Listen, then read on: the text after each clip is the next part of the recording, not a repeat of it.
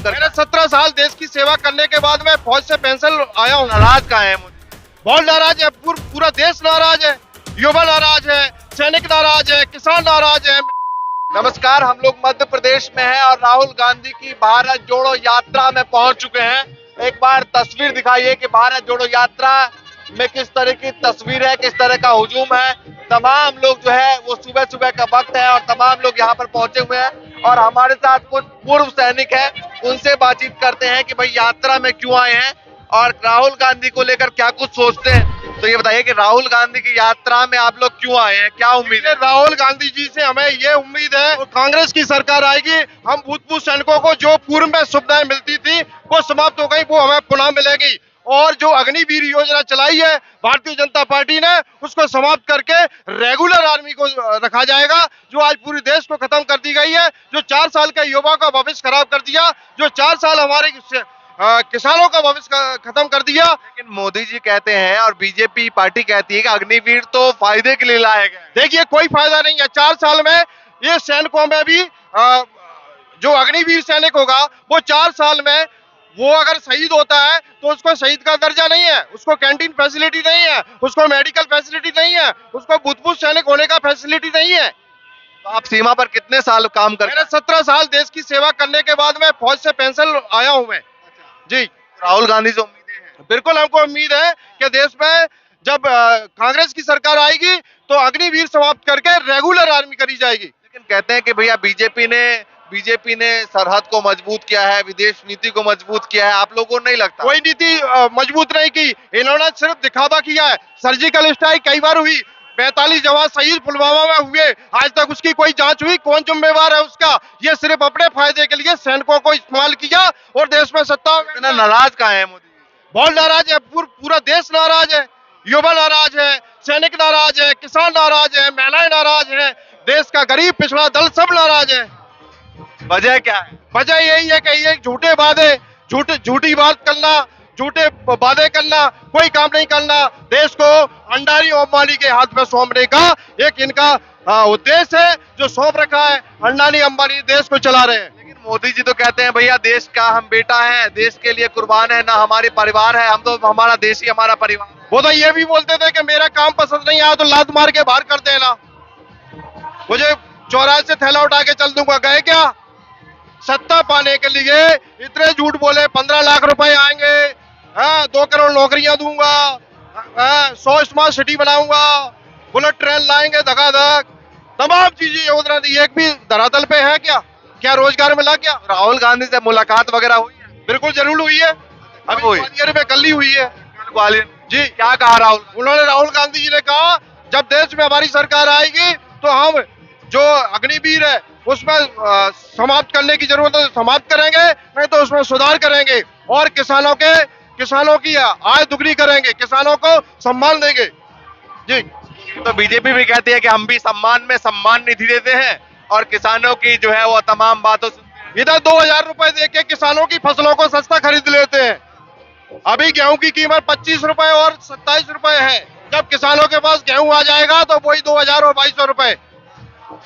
वही आप मोटरसाइकिल चलाते हैं, पेट्रोल की 110 रुपए है, आपको एक महीना में कम से कम आप 3000 की पेट्रोल चलाते हैं, उसमें से आपके कम से कम। आप नाराज हैं? बिल्कुल नाराज है। वो तो कहते हैं भैया हम तो देश के लिए खूब सोचते हैं, विदेश को मजबूत किया है, सरहद को मजबूत किया है। अपने आप को मजबूत किया है मोदी जी ने, अपने आप को अपना नाम मजबूत किया है, वो मीडिया के जरिए किया है। अच्छा, बस यात्रा में आप लोग क्यों आए हैं? यात्रा में हमें उम्मीद है राहुल जी से जो न्याय हमें दिला सकते हैं, इस देश को बचा सकते हैं, देश खतरे में है।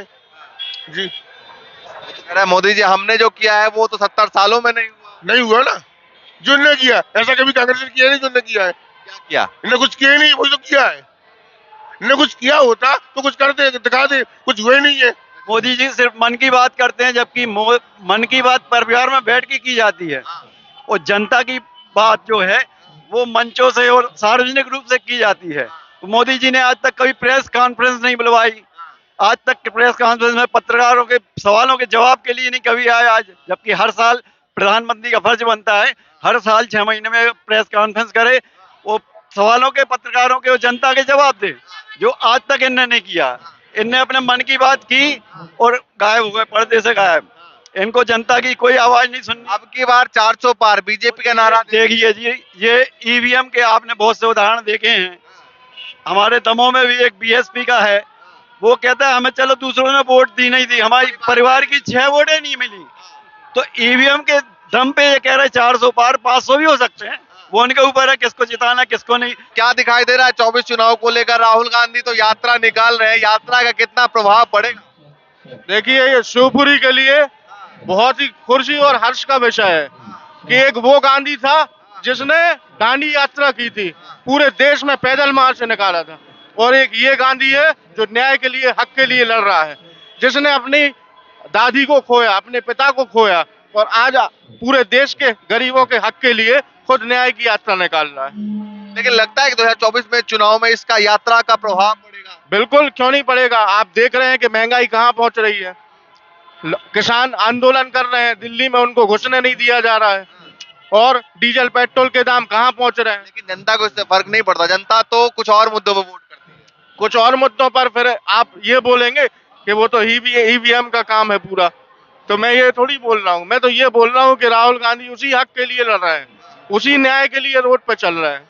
नहीं, मैं कह रहा हूँ कि जनता धार्मिक मुद्दों पे वोट करती है, उनको तो उसमें मजा आता है। अब ये तो जनता के ऊपर है सोचना कि उनको न्याय चाहिए कि मंदिर मस्जिद का काम चाहिए। यात्रा में कहाँ से आए मुझे बताइए। हमारा गृह जिला शिवपुरी है, करेरा तहसील। तो ये बताइए क्यों आए हैं यात्रा में? ये यात्रा जो है ये सत्य की यात्रा है, और इसको लोगों तक ले जाने का काम राहुल गांधी जी कर रहे हैं। ये जो है बहुत बड़ी विचारधारा है, और ये सत्य वाली विचारधारा है। असत्य समय इस देश में चल रहा है। देखिए, सरकार धर्म पर बनती है और अधर्म से गिर जाती है। कौन कहता है कि ये सरकार सत्य राह पे है? बताइए, क्या कहते हैं राम सबके नहीं है? सबके राम सबके मन में राम नहीं है। ये हमारे मान सिंह भैया जी हैं, ये अभी बोल रहे थे कि एनपीएस जो ओल्ड पेंशन योजना थी, युवकों को ये रोजगार खा गए। ये बिल्कुल पूर्णतः सत्य है। क्या किसी नौजवान युवा का भला हो जाएगा 4 साल में? क्या ये देश कहता है? ये सत्य रहा है क्या? युवा क्या करेगा? बेरोजगार हो जाएगा।